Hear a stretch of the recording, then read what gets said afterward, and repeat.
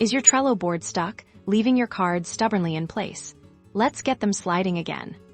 The most common culprit when Trello cards won't move is often a simple browser glitch. Before we dive deeper, the easiest fix is usually a quick browser refresh. Simply press F5 on your keyboard, or click the refresh icon in your browser's address bar.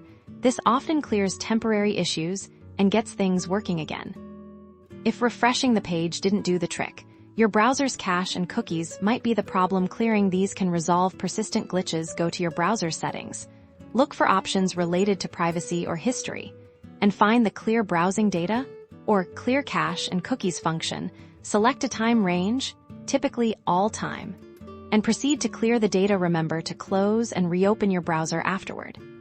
Still no luck? Let's try a different approach. Sometimes conflicting browser extensions can interfere with Trello's functionality. Try disabling all your browser extensions temporarily if your cards now move freely. Re-enable your extensions one by one to identify which one was causing the conflict. Once found, you can either keep it disabled when using Trello or look for an alternative extension.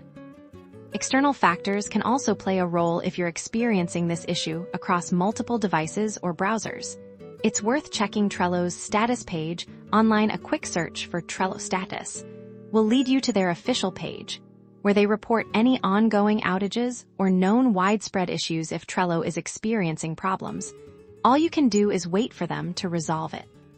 Finally, if none of these steps work, consider logging out of Trello and logging back. In this simple action can reset your connection to their servers and resolve many minor hiccups. With these steps, you should have your Trello cards moving smoothly again, keeping your workflow on track and your projects organized. Happy Trelloing!